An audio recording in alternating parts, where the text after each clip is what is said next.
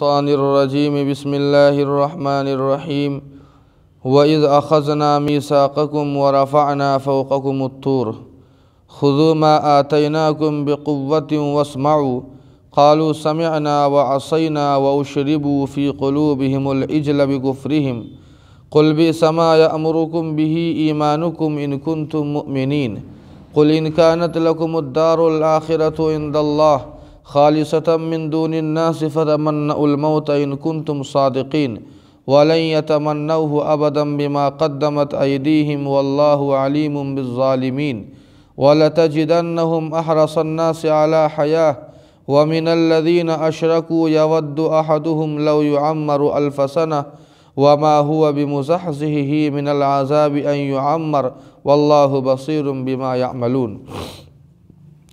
اور یاد کیجئے اس وقت کو جب ہم نے اے بنی اسرائیل تم سے وعدہ لیا تھا اور ہم نے تمہارے اوپر طور پہاڑ کو اٹھا لیا اور ہم نے تم سے کہا تھا کہ جو ہم تمہیں احکام دے رہے ہیں اسے مضبوطی سے پکڑ لو، اس پر عمل کرو اور سنو۔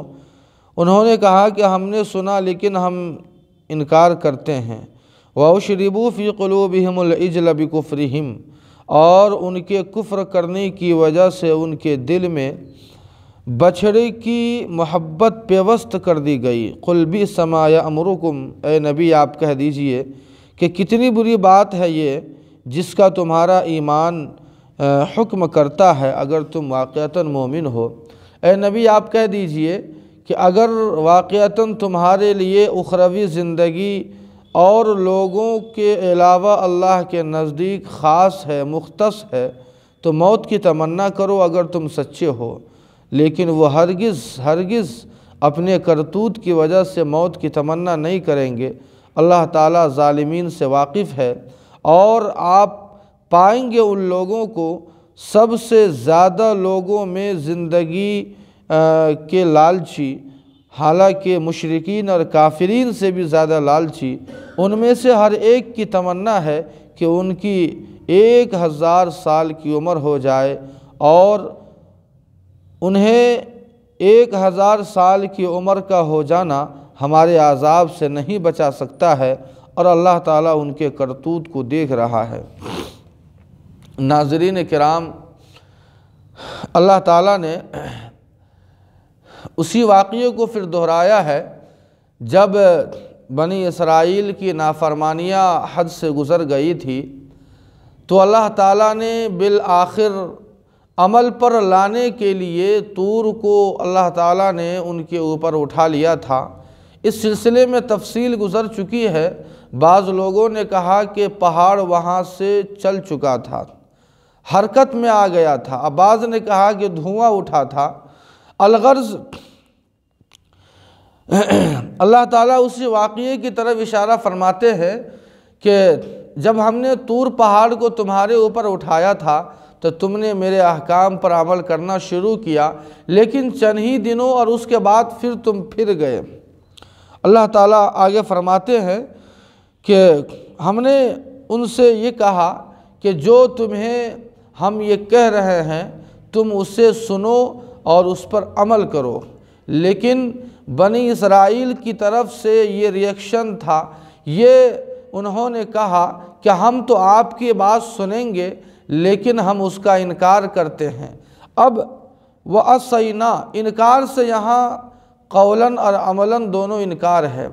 بعض نے کہا کہ قولاً انکار کو اس طرح ہے کہ انہوں نے یعنی بنی اسرائیل نے حضرت موسیٰ سے توریت کے بعض احکام کے اندر تبدیلی کرنے کو کہا، اور بعض نے کہا کہ سن تو لیا انہوں نے لیکن عمل کرنے سے انکار کر دیا، اور اس کی وجہ یہ تھی کہ انہوں نے اللہ کی عبادت کو چھوڑ کر بچھڑے کی پوجا شروع کر دی۔ اللہ فرماتے ہیں کہ آخر ان کا ایمان کیسا ہے کہ یہ اللہ کی عبادت کے علاوہ یہ غیروں کی پوجا کی دعوت دیتا ہے۔ ایسا نہیں ہونا چاہیے۔ جب یہ ایمانداری کا یہ معیار ہے تو بے ایمانی کا کیا معیار ہوگا۔ اللہ آگے فرماتے ہیں کہ ان یہودیوں کا یہ دعویٰ تھا کہ اخروی جو زندگی ہے یعنی جنت کی جو زندگی ہے یہ ہمیں ملنے والی ہے اور کسی کو نہیں ملے گی۔ تو اللہ تعالیٰ نے اس کا جواب یہ دیا کہ اے یہودیوں، اگر واقعتاً تمہارے لیے ہی اگر اخروی زندگی یعنی جنت ریزرو ہے، اوروں کے لیے جنت نہیں ہے، تو تم اللہ سے موت کی تمنا کرو، دعا کرو، اور اس کے بعد دیکھو کہ آخر تمہارا حشر کیا ہوتا ہے۔ حدیث میں ہے کہ اگر یہ لوگ اگر موت کی تمنا کر لیتے تو آج دنیا میں یہودی کی نسل باقی نہیں ہوتی، ایک بھی انسان باقی نہیں ہوتا۔ لیکن اللہ خود فرماتے ہیں کہ ان کے جو کرتوت ہے، یہ اپنے کرتوت سے واقف ہے، اور یہ اپنے کرتوت کی وجہ سے کبھی یہ موت کی تمنا ہرگز نہیں کریں گے، اس لیے کہ یہ اپنے کرتوت کی وجہ سے اپنے انجام سے واقف ہے۔ اللہ فرماتے ہیں کہ ان یہودیوں میں سے ہر ایک کی یہ تمنا ہے کہ 1000 سال ان کی عمر ہو جائے، 1000 سال، تاکہ ہم سکون عیش سے زندگی گزارے، ہمیں کوئی تکلیف نہ پہنچے۔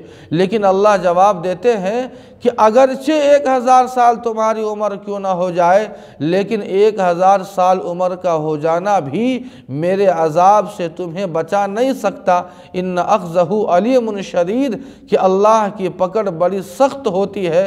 انسان چاہے 1000 سال کیوں نہ زندہ رہے، لیکن اس کے کرتوت کا اسے پھل ملنا ہے، چاہے وہ اچھا کرے یا برا کرے۔ اللہ فرماتے ہیں کہ واللہ بصیر بما یعملون، کہ یاد رکھو ہم تمہارے اعمال اور کرتوت سے واقف ہے اور دیکھ رہے ہیں، اور ایک نہ ایک دن اس کا انجام تمہیں بھگتنا ہوگا۔ اللہ پاک سے دعا ہے کہ اللہ پاک ہم سبوں کو اچھے اعمال کرنے کی توفیق عطا فرمائے۔ وما علینا الا البلاغ۔